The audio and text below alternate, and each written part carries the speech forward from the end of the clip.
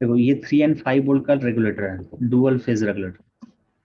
सो इसमें जो 3 वोल्ट का जो है रेगुलेटर, ये S5 स्टेट का है। कौन से स्टेट का?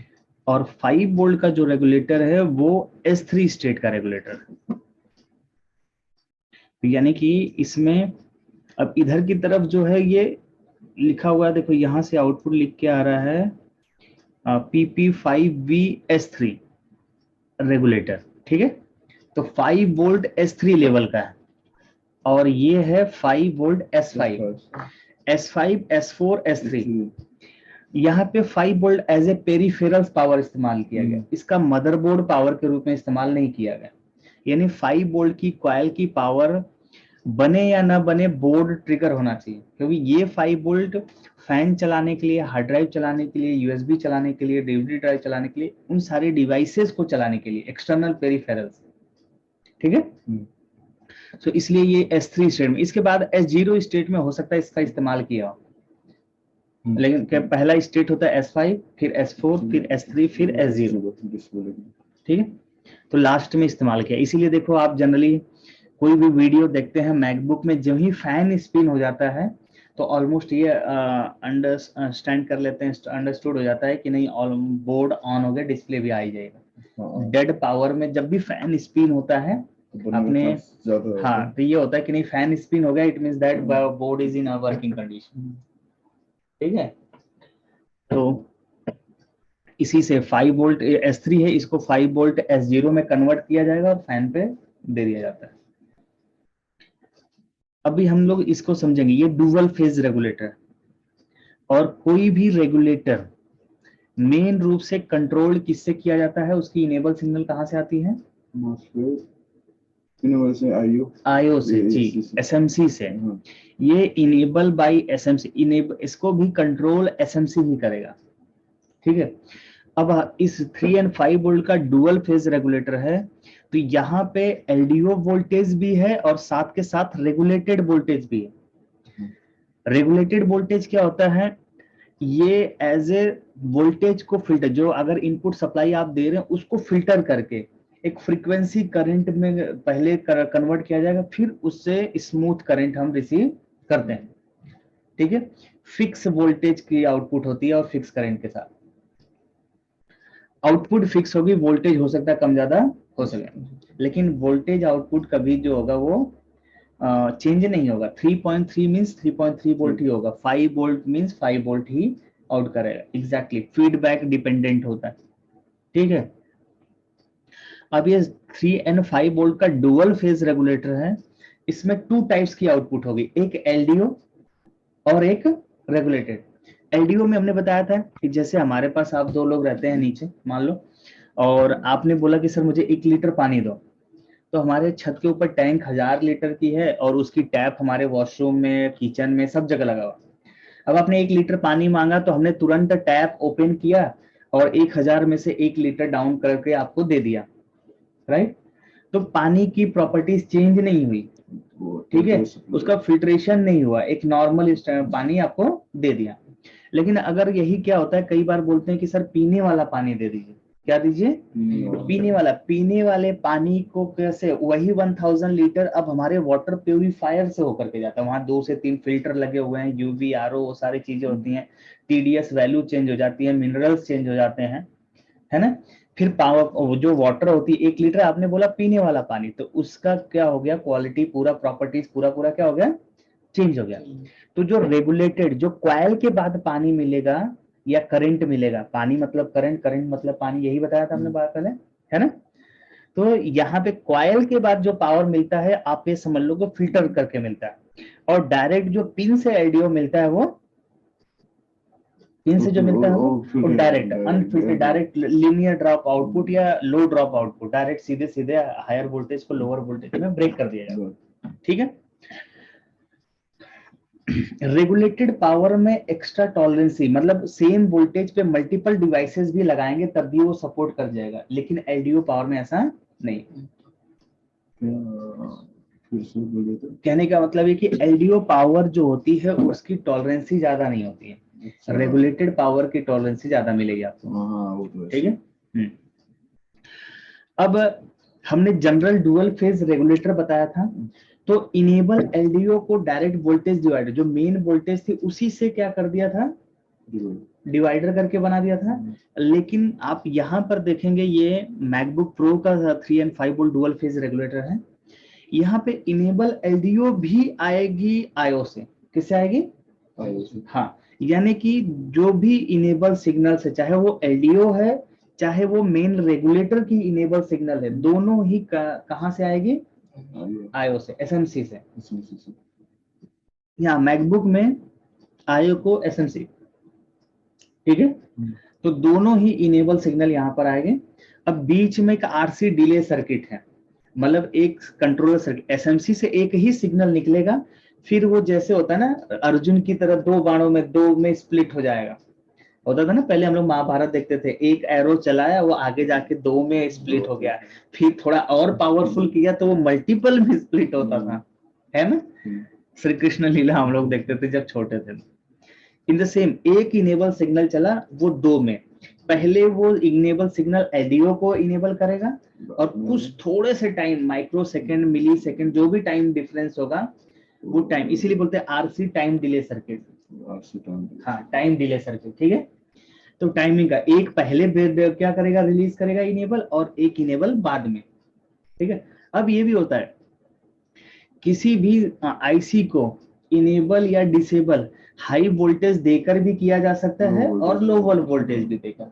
हमने बताया कई बार कुछ इनेबल सिग्नल घर में लाइट जला करके दिए जाते हैं या बाहर लाइट जला के, जैसे आप किसी जंगल वगैरह में फंस गए हैं तो फायर ऑन करके लोग देते हैं, है ना, सिग्नल देते हैं कि हम फंसे हुए स्टक हैं, स्मोक जनरेट करके देते हैं, ठीक है।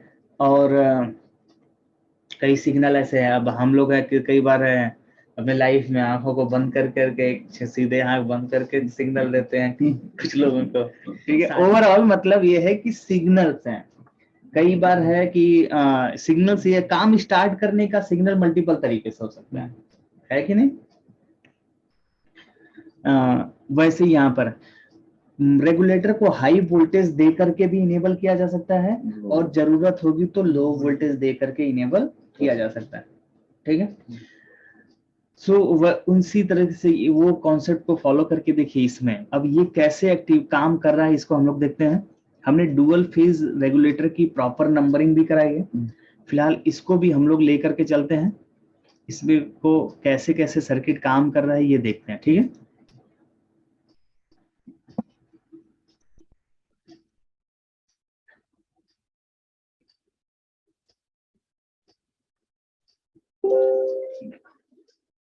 सबसे पहले तो आईसी में एक पिन क्या होता है, ग्राउंड। तो यहाँ पे ग्राउंड हो गया, क्या हो गया, ग्राउंड। और ये आईसी थर्मल पैड, मतलब नीचे जो ऐड हो चिपकती है बोर्ड से, वो वाला पोर्शन भी ग्राउंड है। उसके बाद आईसी को वी इन, ये वोल्टेज आ गया वी इन, क्या हो गया, वी इन। अब ये वी इन कहाँ से आएगा ये हम लोग आगे चल करके पढ़ेंगे, ठीक है। या हमने पहले जब आपको पढ़ाया ना, अभी कुछ टाइम कल पढ़ाया था हमने कि डुअल डायरेक्शन में डीसी इन सेक्शन होगा, एक होगा जो 3.42 के पास जाएगा और एक होगा जो फर्स्ट मॉसफेट, सेकंड मॉसफेट और चार्जिंग आईसी, ठीक है। चार्जिंग सप्लाई कन्वर्ट हो गया। अब ये देखेंगे हम लोग कैसे है। अब यहाँ पे आपको हायर वोल्ट एडाप्टर की पावर मिलेगी, ये उसका वी इन हो गया। वी इन के बाद हमने पढ़ा था इनेबल एलडीओ, EN0, देखो third number 13 number pin enable LDO है, और ये इनेबल एलडीओ आएगी, ये आ रहा है आईओ से। कहां से आ रही है, पहले ये आ रही है, पहले आईओ से एक सिग्नल जनरेट होगा, फिर बीच में आरसी सर्किट है, आरसी टाइम डिले सर्किट, फिर वहां से ये जनरेट होकर के यहाँ पर आ गया। अब यहाँ पे आना चाहिए प्लस 3.3 वोल्ट, ठीक है। 3.3 वोल्ट मिलते ही इसका इनेबल एक्टिवेट हो जाएगा। इनेबल मींस वीरेस 3 वीरेस 5, राइट। वीरेस 3 पे 3.3 वोल्ट, वीरेस 5 पे 5 वोल्ट। यहाँ पे 4 नंबर 3 वीरेस 3 और 5 नंबर हम चेक करेंगे वीरेस 5, ये है ना वीरेस 5 यहाँ पे, ठीक है। अब यही वीरेस 3 वीरेस 5 कनेक्टेड भी, अगर देखिए वीरेस 3 कनेक्टेड है यहाँ टोन सेल से, ठीक है, तो भाई ये तो डायरेक्टली यहीं पे आकर आप चाहे तो कनेक्टेड है डायरेक्ट, तो यहीं पे चेक कर लेंगे 6 नंबर पे। उसके बाद क्या होता है, रेफरेंस सिग्नल आउट होता है। क्या होता है? रेफरेंस। यहाँ रेफरेंस 2 वोल्ट मिलता है, कितना वोल्ट? +2 वोल्ट। अब ये रेफरेंस भी देखिए आके कनेक्टेड है टोन सेल से, अरे स्कीप सेल से। किससे कनेक्टेड है? स्कीप सेल से। तो 8वें नंबर पे हम स्कीप सेल पे भी चेक करेंगे तो 2 वोल्ट आएगा। इसके बाद हमने टोन सेल स्कीप सेल के बाद इनेबल कंट्रोल सिप बताया था, ENC। यहाँ पे इनेबल की पिन ना दे करके इंट्रिप के थ्रू इस रेगुलेटर को कंट्रोल किया गया। किसके थ्रू? इंट्रिप के थ्रू।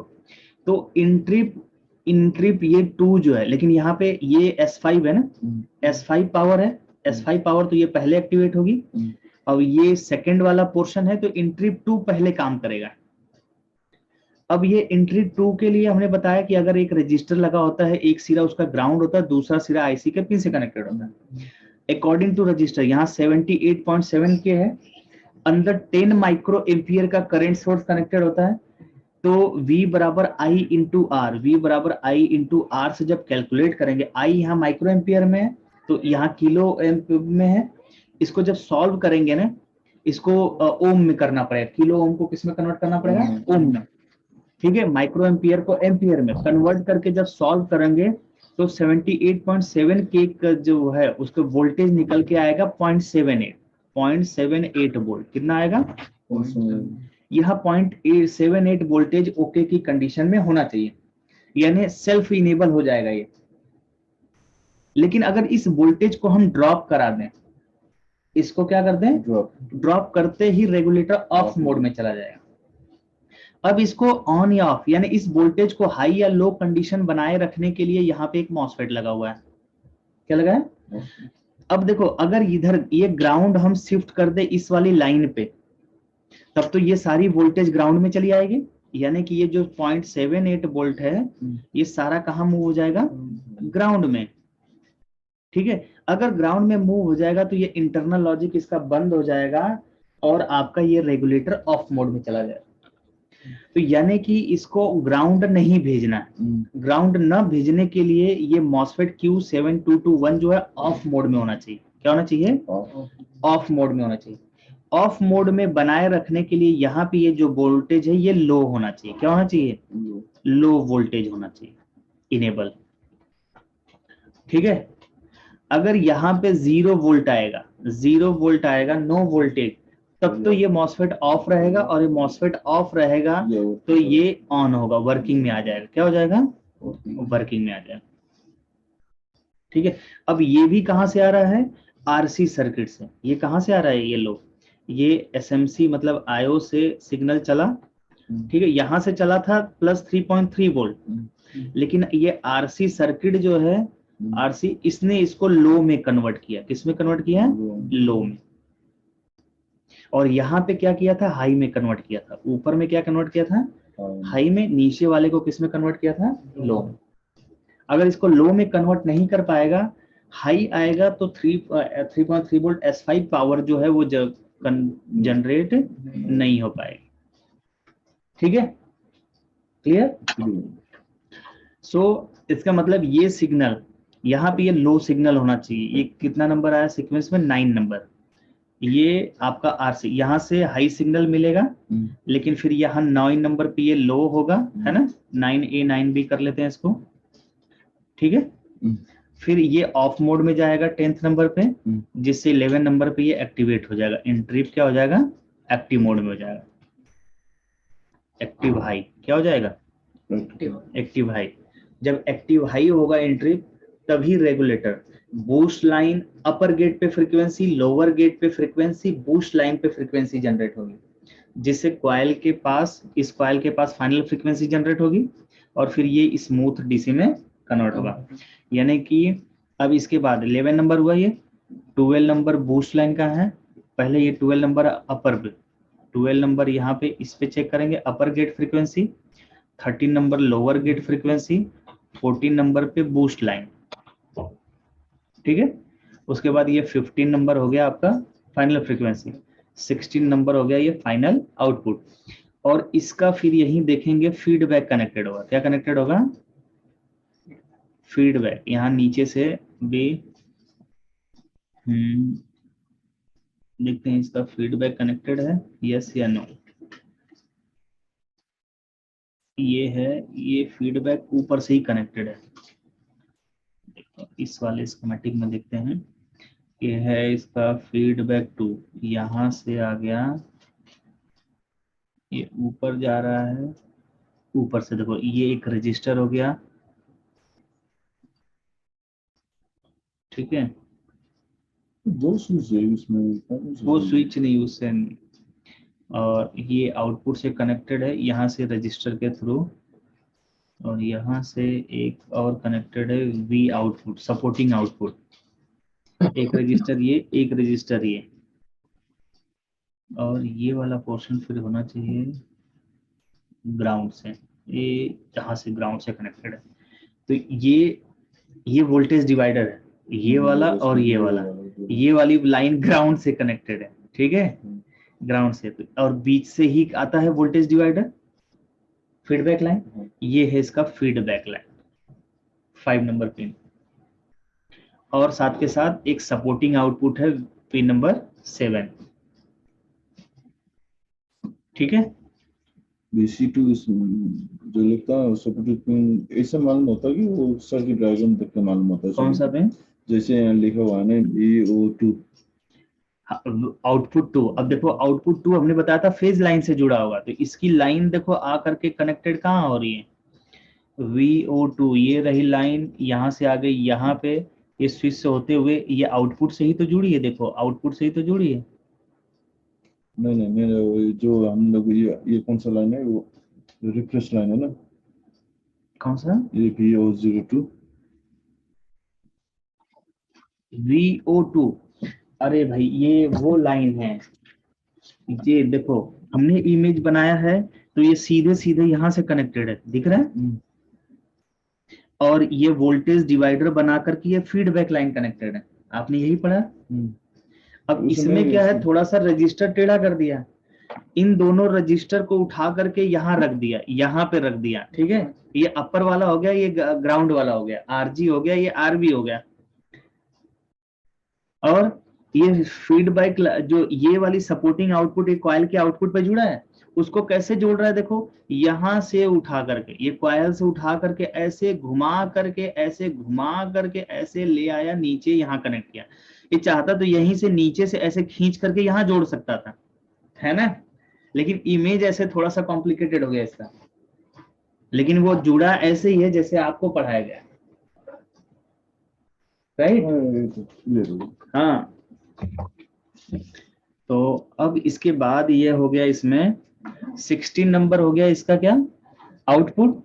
उसके बाद 17 नंबर इसकी फीडबैक लाइन, इसकी फीडबैक लाइन ऐसे खींच दिया है यहाँ से, साइड से, यहाँ से इधर से ले जा करके फीडबैक ऊपर से उठा करके ला करके, ये देखो फीडबैक, ठीक है।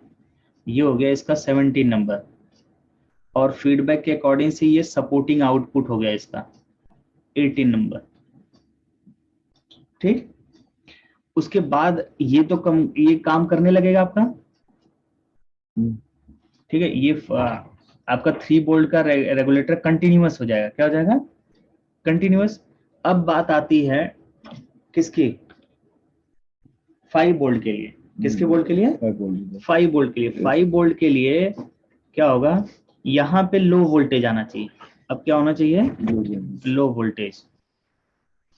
19 नंबर यहाँ लो वोल्टेज रहेगा, जिसे 20 नंबर ये ऑफ मोड में रहेगा, क्या रहेगा, ऑफ मोड में 20 नंबर, जिससे 21 नंबर, अब ये यहाँ पे ग्राउंड तो ही है, यहाँ पे वोल्टेज मिलेगा 21 नंबर पे 1.15 वोल्ट, ये हो गया 21 नंबर। अब ये वाला रेगुलेटर एक्टिवेट हो जाएगा, राइट। तो अपर गेट पे फ्रीक्वेंसी यहाँ पे 22, लोअर गेट पे फ्रीक्वेंसी 23। बूस्ट लाइन कहाँ है, ये बूस्ट लाइन हो गया, ये कैपेसिटर आ रहा है ना, ये 24 नंबर बूस्ट, बूस्ट के बाद यहाँ पे फाइनल फ्रीक्वेंसी मिलेगी, है ना 25, फिर ये फ्रीक्वेंसी स्मूथ डीसी कन्वर्ट होगी 26, फिर इसकी फीडबैक लाइन, कौन सी लाइन, फीडबैक, फिर ये घुमा करके ऊपर से दिखा रहा है ऐसे, ठीक है। फीडबैक देखो ये यहाँ पर है, ये कितना नंबर हुआ 27, फिर उसके बाद उसी के सपोर्टिंग आउटपुट 28, और ये सही अगर मिलता रहेगा तो ये कंटिन्यूअस हो जाएगा, ये क्या हो जाएगा कंटिन्यूअस, और लास्ट में क्या आउट होगा पावर गुड ये जनरेट होकर के लिखा है ना 3 and 5 वोल्ट का पावर गुड, ये हो गया कितना नंबर 29 20, तो यहाँ पे मिलेगा प्लस 3.3 वोल्ट। बोलो। मेरा क्वेश्चन ये था, जैसे VO01 और VO02 लिखा हुआ है ना इसमें, इसका मीनिंग ये होता है कि वो सपोर्ट लाइन है, ऐसे मालूम होता है कि हाँ सपोर्टिंग लाइन हो गई, जो या supporting line लिखने से नहीं समझो, कनेक्टिविटी वो कहाँ जाके जुड़ी है, स्ट्रक्चर समझो। तो हाँ, जैसे हम लोग सर्किट डायग्राम देखे जो डिवाइडर से जो आता है ना, हाँ उसी को हम लोग सपोर्टिंग लाइन बोल सकते हैं ना, लेकिन वो जो लिखने से तो वो मालूम नहीं होता। वोल्टेज डिवाइडर से अगर रिटर्न आ रहा है तो फीडबैक लाइन, और भाई यही इमेज है ना, आउटपुट से अगर कनेक्टेड है वोल्टेज डिवाइडर तो ये फीडबैक लाइन, और आउटपुट से डायरेक्ट कनेक्टेड है तो सपोर्टिंग आउटपुट, हाँ वो तो ये तो मेरे को क्लियर है। और कॉइल से डायरेक्ट जुड़ा है तो LX, यहाँ पे देखो LX की जगह LL2 LL1 लिखा हुआ है फेज लाइन को, क्लियर। हाँ जी, this is the way of troubleshooting 3 and 5 volt regulator. ये आईसी आपकी है मैकबुक प्रो 1278 आता है ना, जो छोटा वाला मैकबुक प्रो का, हाँ उसका है ये आईसी, और ये सेम आईसी आपको दूसरे नॉर्मल लैपटॉप्स में भी मिलेगा, ऐसा नहीं कि इसी में लगा है। हाँ ये विंडोज में भी मिल जाएगा ये आईसी, 51-225 तो 35-42 में भी लगी, 51-125 आई थिंक उसमें लगी है, 35-21 या किसी में नहीं, 35-21 में बड़ी आईसी शायद लगी, एक सेकंड दिखाता हूँ।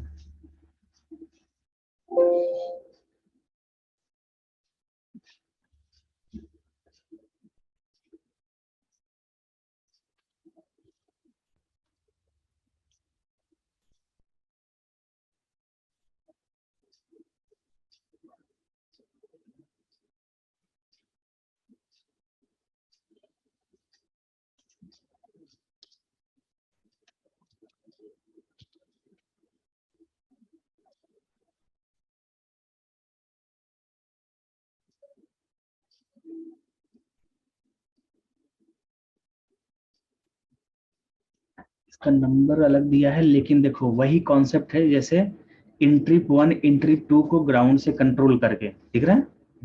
जैसे इसमें VO1 लिखा है ना, ये भी सपोर्ट लाइन है। हाँ बिल्कुल, जब भी VO लिखते हैं ना, सपोर्टिंग लाइन है, सपोर्टिंग आउटपुट है, VO2 सपोर्टिंग। पिन के अंदर की लगभग नाम सेम मिलेगा, पिन के बाहर का नाम चेंजेस हो सकता है। आईसी के पिन की जो नोटेशन होता है ना, नेम होता है, नामनक्लेचर जो होता है वो हमेशा मैच करेगा, 95% समझ लो, ठीक है। अब ये भी लगभग वही पिन देखो है, जैसे ये VO है ना, जो सपोर्टिंग पिन को पहचानने के लिए दो मेथड है, एक ये सिंबल देख के भी मालूम हो सकता है, एक वो सर्किट डायग्राम देख के भी हाँ मालूम। कि वो फेज लाइन से कनेक्टेड होगा, हाँ। फेज लाइन के आउटपुट से कनेक्टेड, और कॉइल के बाद उसकी कनेक्टिविटी रहेगी, ठीक है। तो हमेशा यही है ना, ये स्ट्रक्चर भी याद रखना है। हाँ, ये तो सबसे हाँ यही स्ट्रक्चर अगर रूढ़ी यही है इसका, लेकिन अगर ये स्ट्रक्चर अगर आपको पढ़ाया गया जो है, ये स्ट्रक्चर नहीं है, ये आपको नहीं पता है ना, हाँ तो मुश्किल हो जाएगा। हाँ राजू,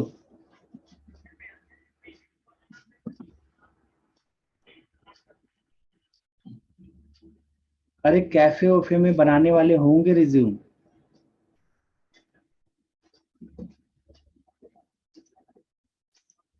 अरे वो जो हाँ अरे कोई बात नहीं, वो जो भैया को कॉल किया था ना कल, उनको कॉल करो, वो बता देंगे कि आसपास कहीं बन रहा होगा। और इस बात का तो ध्यान ही नहीं तुमने पहले रिज्यूम इस, चलो ठीक है, कल उसको बोलना चाहिए था ना आदमी को।